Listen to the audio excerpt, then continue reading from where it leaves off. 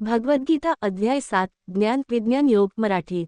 श्री भगवानुवाच 1. माझ्यावर मन लावून योगाचा आश्रय घेऊन मला पूर्णपणे जाणण्याचा मार्ग मी तुला सांगतो। 2. हे ज्ञान आणि विज्ञान तुला पूर्णपणे सांगतो, जे जाणल्यावर या जगात दुसरे काही जाणण्यास उरत नाही। 3. हजारो मनुष्यांपैकी क्वचितच एखादा सिद्धीसाठी प्रयत्न करतो आणि त्यांच्यातूनही क्वचितच एखादा मला खऱ्या अर्थाने जाणतो। 4. पृथ्वी, पाणी, अग्नी, वायू, आकाश, मन, बुद्धी आणि अहंकार ही माझी 8 प्रकारची प्रकृती आहे। 5. ही जड प्रकृती आहे, याशिवाय जीवस्वरूप दुसरी माझी चेतन प्रकृती आहे, जी जगाला धारण करते। 6. सर्व प्राणी या 2 प्रकृतींपासून उत्पन्न होतात, मीच संपूर्ण जगाचा उत्पत्ती आणि लय आहे। 7. माझ्यापेक्षा श्रेष्ठ दुसरे काही नाही, सर्व जग माझ्यावर ओवलेल्या मण्यांसारखे आहे।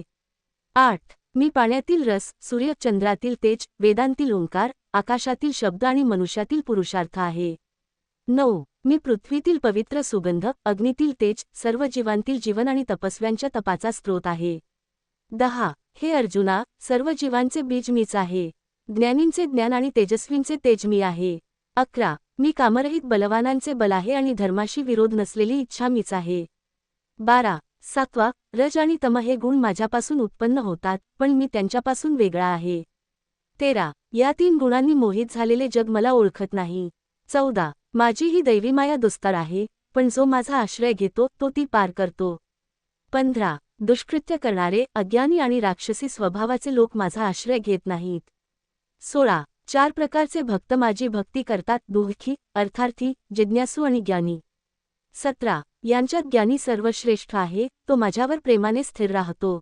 18. हे सर्व भक्त श्रेष्ठ आहेत, पण ज्ञानी माझ्या स्वरूपाशी एकरूप होतो। 19. अनेक जन्मानंतर ज्ञानी मला जाणतो आणि म्हणतो, वासुदेव सर्व आहे, असा महात्मा दुर्मिळ आहे। 20. इच्छांनी मोहित झालेले लोक इतर देवतांची पूजा करतात। 21. जो ज्या देवतेची श्रद्धेने पूजा करतो, त्याची श्रद्धा मी स्थिर करतो। 22. तो भक्त त्या देवतेकडून फळ मिळवतो, पण ते फळ मर्यादित असते।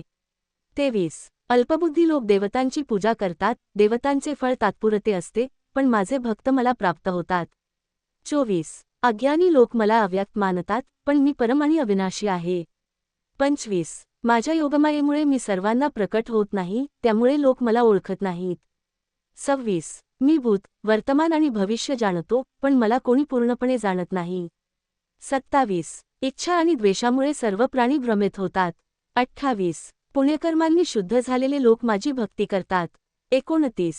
जे लोक जन्म मरणातून मुक्त होण्यासाठी प्रयत्न करतात, ते मला जाणतात। 30.